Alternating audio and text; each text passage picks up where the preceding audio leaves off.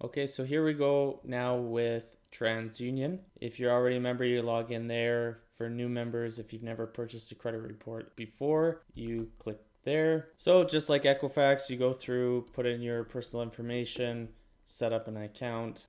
So put in your purchase details, create an account, do all the privacy opting in, and accept.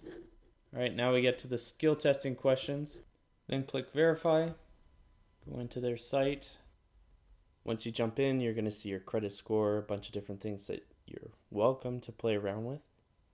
But the most important thing is looking at top to the tabs, then clicking on My Credit Report.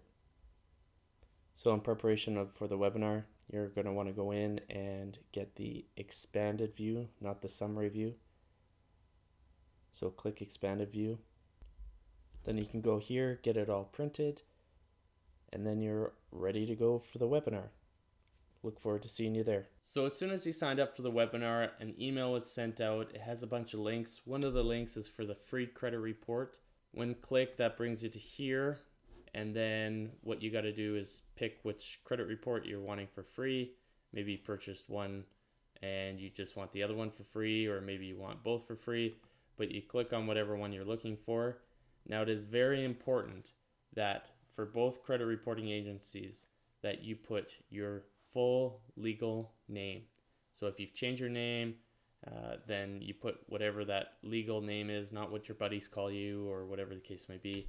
The other thing is you want to make sure that you put in your previous addresses. Even if you've been at the current address for more than 3 years, it's always good to put the previous address, because you never know if the system's going to catch that new one or not. Social insurance number, it is optional. I do suggest it because of the fact that sometimes there's multiple versions of you in the credit system, and without the SIN number, it's sometimes hard to find you. Date of birth, pretty obvious. Just make sure it's month, date, year. And if you're just putting in the numbers, make sure that you follow that. Otherwise, you may not get a credit report. If you make mistakes on this, on either of the ones, they're not going to call you. You're not going to get a notification. All you're going to do is get nothing. And you're going to be sitting there wondering if the credit report's coming or not. So you want to make sure that you print very, very nicely and clearly. And if you can't do that, then find someone who can, because if they can't read it, your request is just going to get shredded. Another reason why many people don't get their credit reports is because you have to make sure that you have the appropriate supporting documentation that they're looking for. So you have to have the 2 pieces of government issued identification, driver license, birth certificate, any of that stuff. If it has a picture of you, even better. Just make sure that the copies that you are sending them readable.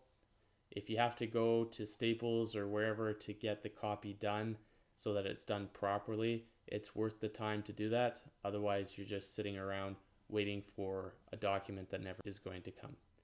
One of the supporting documents that you provide has to have a current address on there. So if you have changed and you haven't changed your drivers yet, then what you want to do is make sure that you include a utility bill or a bank statement, something that's official that has your current address on there. Showing your rental contract or some other contract that's maybe not that official probably won't help you. So you want to make sure that it is a utility bill, and make sure that it includes your name and the address, and don't block anything out. Okay, this is Equifax and TransUnion. They have all your information anyways, so you don't have to worry about the privacy with them. So these reports are sent to you by mail, and they say that it should take 5 to 10 days. However, I've never seen it happen that fast. You're generally looking between 30 and 45 days. So if you've paid for the course and it's happening probably before the time that you get it, then one thing that you can do is you can talk to me. I'll see what I can do to help speed things up, or give you credit for the next presentation, as we're doing this on a regular basis. Equifax also suggests that you can add your credit card information to get the score. Like I said, this is not necessary for the presentation that we're going to be doing. If you want it, you can have it, but I don't suggest it. TransUnion's the exact same information. You'll also have to do the identification and it's very important that you send both the front and the back of your ID.